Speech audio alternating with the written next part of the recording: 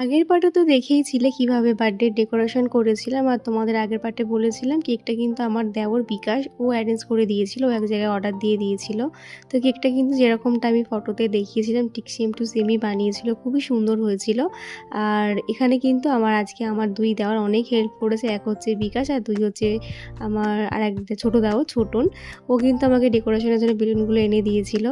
যাই হোক, ফুল ডেকোরেশনটা কেমন লাগছে তোমাদের অবশ্যই জানিও। এখন বাজে ঠিক রাত 12টা।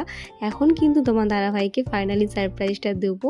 ও কিন্তু একটু একটু দেখে নিয়েছিল সাজানোটা, পুরোটা তবে দেখেনি, পুরোটা কিন্তু রাত 12টাতেই দেখেছিল। তো দেখো এখন চোখ বন্ধ করে ওকে নিয়ে আসছি। তো ও তো গেস করতেই পেরেছিল, কারণ প্রতি বছরই ওকে আমি রাত 12টাতে দিই বিয়ের পর থেকে, এই নিয়ে 6 বছর হলো। তো সেটা তো প্রতি বছরই আশা রাখে, আশা করি যে ওর ওয়াইফ মানে আমি ওর জন্য কিছু না কিছু একটা করব। যাই হোক, ও তো খুবই খুশি হয়ে গেছিলো, আর ওকে খুশি করতে পেরে কিন্তু আমিও খুশি হয়ে গেছিলাম। কারণ যে মানুষটা আমাদের জন্য, আমার জন্য স্পেশালি সারাটা বছর কষ্ট করে যায়, তার মুখের এই হাসিটা দেখতে কিন্তু আমার বেশ ভালোই লাগে আজকের দিনে। যাই হোক, আর পুরোটাই কিন্তু শুধু যে আমার ক্রেডিট তা নয়, আমার দুই দেওরের কিন্তু প্রচুর ক্রেডিট আছে। আজকে ওরা ছিল বলেই কিন্তু আমি আরও ভালো করে বার্থডেটা সেলিব্রেট করতে পারছি, ওকে সারপ্রাইজটা দিতে পারছি। যাই হোক, এখন কিন্তু সবাইকে নিয়ে, বাবা মা আমার 3 দেওর সবাইকে নিয়ে কিন্তু কেকটা কাটিং করছি রাত 12টাতে। তো ওকে যে এইভাবে আমি সারপ্রাইজটা দিতে পারবো আজকে, এত বাধা বিপত্তি পেরিয়ে সত্যি ভাবতে পারিনি। আর দেখবে ভগবান যদি চায় যে তুমি এটা করবে, তো অবশ্যই সেটা ফুলফিল হবে। যাই হোক, আমি তো খুব খুশি হয়েছি। আমার থেকেও বেশি খুশি হয়েছে হচ্ছে আমার যার জন্য আর কি সারপ্রাইজটা দেওয়া, সে খুশি হয়েছে তার জন্য। যাই হোক, তো তোমরা ওকে অনেক আশীর্বাদ করো, এইভাবে যেন ওর আগামী দিনগুলো এগিয়ে যেতে পারে, জীবনে সব স্বপ্ন পূরণ করতে পারে।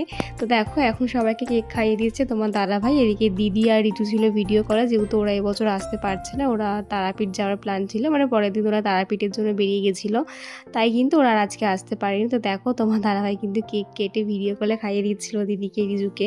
তো ওদেরকে খুব মিস করছিলাম। প্রতিবারই থাকে, রাত 12টার সময় থাকে না, তবে বার্থডে সেলিব্রেশনে কিন্তু থাকে।